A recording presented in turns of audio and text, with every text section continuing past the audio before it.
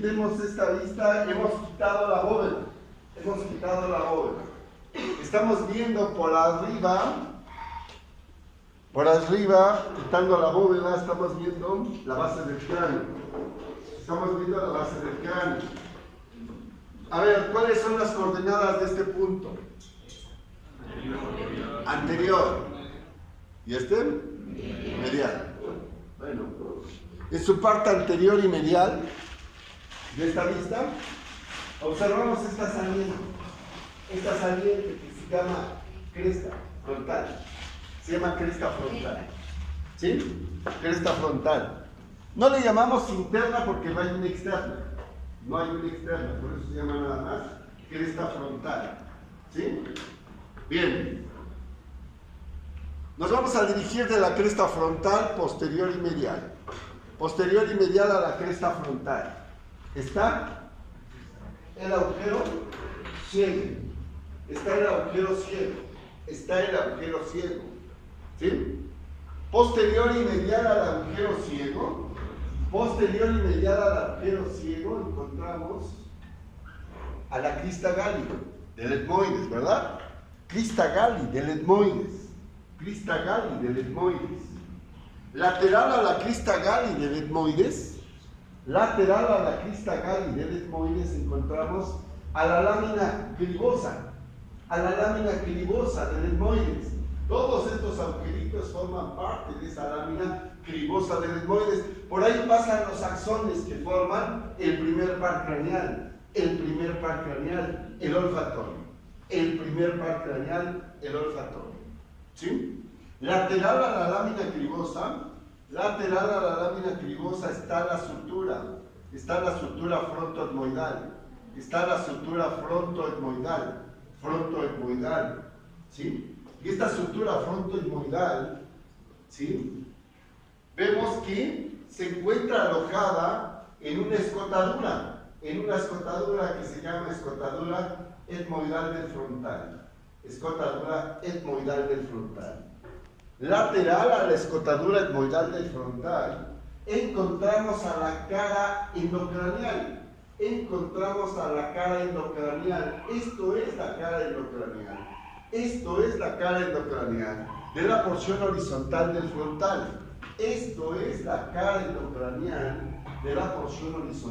frontal. Ahí solo vemos surcos, ¿sí? Eminencias, fosas, que van a ser la marca en espejo de los giros y circunvoluciones del lóbulo frontal. Aquí se marcan los giros o circunvoluciones del lóbulo frontal del cerebro. ¿Sí? Bien, nos regresamos a la lámina cribosa. Y de la lámina cribosa nos vamos a dirigir posterior y medial a la lámina cribosa y encontramos a la sutura esfenoetmoidal. La unión del amarillo con el verde, sutura esfenoetmoidal. Posterior y medial a esta sutura esfenoetmoidal encontramos esta superficie plana que se llama jugum esfenoidal. Se escribe con J, jugum, como si fueran a escribir jugo, es jugum esfenoidal. Posterior y medial a este jugum o jugum esfenoidal encontramos este surco o canal llamado quiasmático. Lateral a ese surco o canal quiasmático encontramos dos agujeros, uno de cada lado, y son los agujeros ópticos. ¿Por dónde pasa? ¿Sí? El segundo par craneal, el óptico. Por ahí pasa el segundo par craneal, el óptico. Lateral, fíjense bien, lateral a surco lateral a este quiasma, lateral, encontramos esto que corresponde a las caras endocraniales de las alas menores del esfenoides. Esto que corresponde a las caras laterales, a las caras endocraniales de las alas menores del esfenoides, en donde podemos observar el vértice de estas alas menores articulándose aquí con el frontal del esfenoides. Este vértice de las alas menores se conoce como apófisis ensiforme. Apófisis ensiforme es el vértice de las alas menores, ¿sí? Anterior a esta cara endocranial de las alas menores encontramos a la sutura frontoesfenoidal.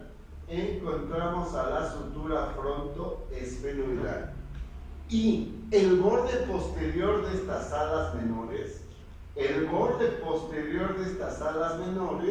está en relación con el borde anterior de estas alas mayores.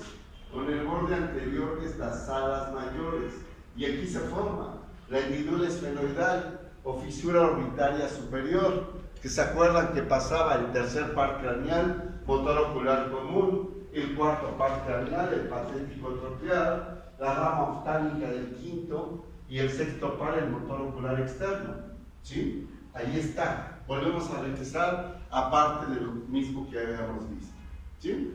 Nos regresamos al canal quiasmático. Estamos aquí en el canal quiasmático y decíamos que lateral están los agujeros ópticos, por donde pasa el segundo par craneal, el óptico, ¿sí? De los agujeros ópticos nos vamos a dirigir lateral y posterior a los agujeros ópticos. Encontramos a las apófisis clinoides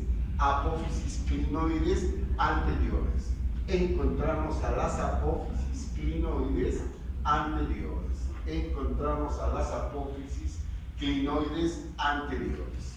¿Sí? Nos regresamos nuevamente al canal quiasmático y ahora nos vamos a dirigir posterior y medial a este canal quiasmático. Posterior y medial al canal quiasmático encontramos al tubérculo pituitario. Y posterior y medial al tubérculo pituitario encontramos a la fosa pituitaria, en donde se aloja la glándula hipófisis. Fosa pituitaria, ¿sí? Estando en la fosa pituitaria nos dirigimos posterior y lateral a la fosa pituitaria y encontramos a las apófisis clinoides posteriores.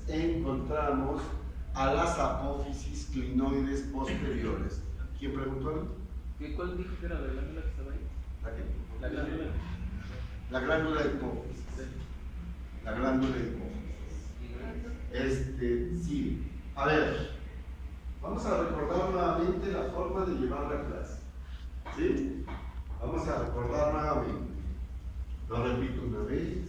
De hecho, es superior y lateral a la fosa pituitaria están las apófisis clinoides posteriores. Estoy en las apófisis clinoides posteriores. Me voy a dirigir posterior, medial e inferior. A las clinoides posteriores. Posterior, medial e inferior a las clinoides posteriores. Encuentro a la lámina cuadrilátera. Esto es la lámina cuadrilátera del esfenoides. Posterior, inferior y medial a las clinoides posteriores. Encuentro a la lámina cuadrilátera del esfenoides.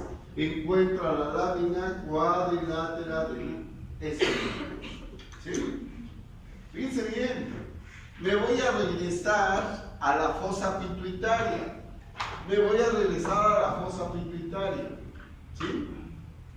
Y voy a mencionar que la fosa pituitaria más las clinoides anteriores más las clinoides posteriores se llaman silla turca. Se llaman silla turca. ¿Sí? La fosa pituitaria más las clinoides anteriores más las clinoides posteriores forman a la silla turca, ¿verdad? La silla turca, muy importante para los ortodoncistas, ¿verdad? Muy importante. ¿Qué es lo más absurdo? Nuevamente es que esto de la medicina y la odontología lateral de senoides con la porción basilar del occipital, esta sutura llamada esfeno-occipital, ¿sí? Mantiene cartílago y crecimiento hasta los 20-22 años. Hasta los 20-22 años. Y hoy resulta que los ortodoncistas utilizamos este punto lateral a la fosa pituitaria. Observo este surco. Se llama surco del seno cavernoso.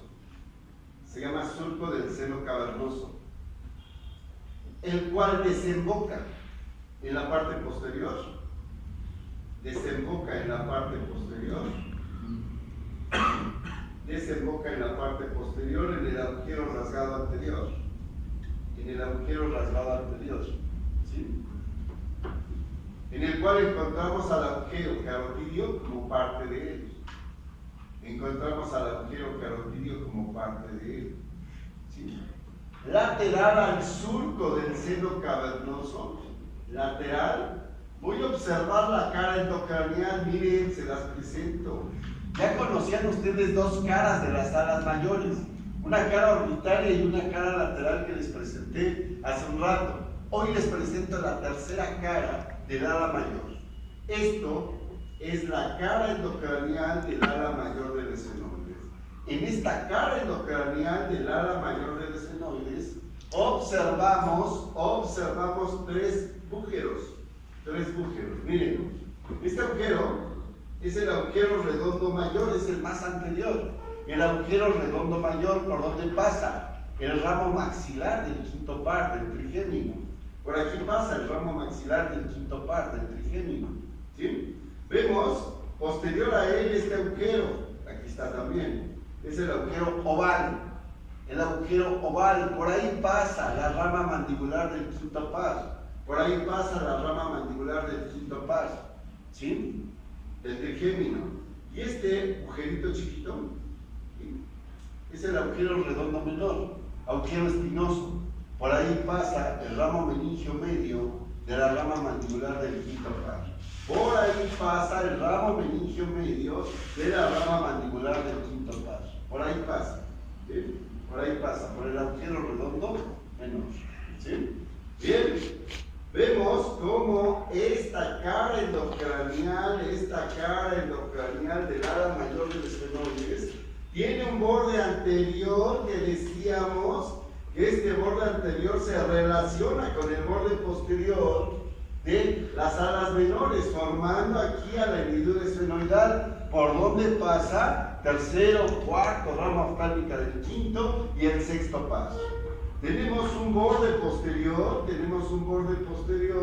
que se articula con el borde anterior de la cara interna de la escama del temporal. Aquí está el borde anterior, articulándose el borde anterior de la cara interna de la escama del temporal, articulándose con el borde posterior de la cara endocranial del ala mayor del esfenoides, formando la sutura esfenotemporal o temporoesfenoidal. ¿Sí? Su borde lateral superior de esta ala mayor se articula con el parietal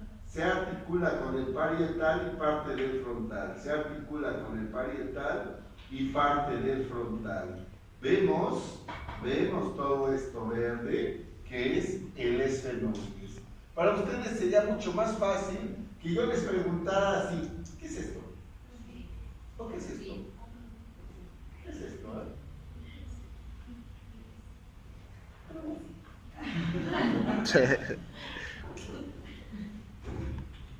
¿Qué tipo de anatomía es esta? De la cara endocranial del ala mayor, formando la sutura o temporo. Posterior a la sutura encuentro a la cara endocranial. ¿De quién? De la escama del temporal. De la escama del temporal. Estoy aquí. ¿Me voy a dirigir hacia dónde? Estoy aquí. ¿Me voy a dirigir hacia dónde? Posterior. Posterior a esa cara endocranial de la escama, encuentro a la porción pectrosa. Esta es la porción pectrosa del temporal. Encuentro a la porción pectrosa del temporal. ¿Ya vieron a la porción pectrosa del temporal? Esta es la porción pectrosa. Vean, tiene una forma piramidal. Esto sería su ¿qué? Su base. Su base es externa. Se continúa con parte del escama y con parte de la porción mastoidea. ¿Sí? Este es su ¿qué?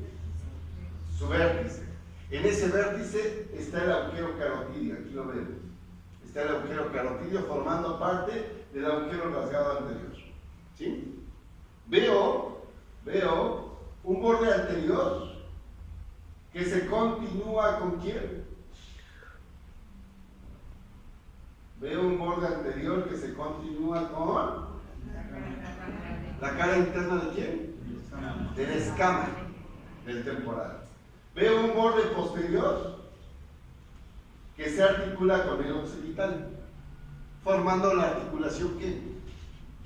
Temporo-occipital. Y veo un borde superior, miren, este es el borde superior. Entonces, ¿qué queda? Entre el borde anterior y el borde superior, una cara. ¿Qué queda? Entre el borde superior y el borde posterior, otra cara. Las dos caras son superiores. ¿Sí? Solo hay otra cara y es inferior, no la vemos. Son dos caras superiores. ¿Cómo llamaré a esta cara en relación a esta? A ver, las dos son superiores, ¿ya? Las dos son superiores. Entonces, a fuerzas debe de llevar el apellido superior. ¿Vamos claro? ¿Cómo llamo a esta? Lateral superior. En relación a esta. Antero, superior. ¿Y esta? Posterior, superior. Las dos llevan el apellido superior porque las dos son superiores. Este es antero superior y este es posterior superior. ¿Sí? ¿Ya los ubicamos? ¿Qué hay entre el borde superior y el borde anterior? La cara antero superior. ¿Qué hay entre el borde superior y el borde anterior? La cara. No los oigo. Antero superior. ¿Qué hay entre el borde superior y el borde posterior? La cara. Posterior superior. ¿Sí? Y si no me contestan cuando yo les digo, entonces la próxima es preguntarles a uno por uno, así. A ver tú, a ver tú, a ver tú. Así es que ya sé que no son niños, pero una de las mejores maneras de aprender es por medio de ¿qué? La repetición. La repetición. ¿Sí? No, digamos,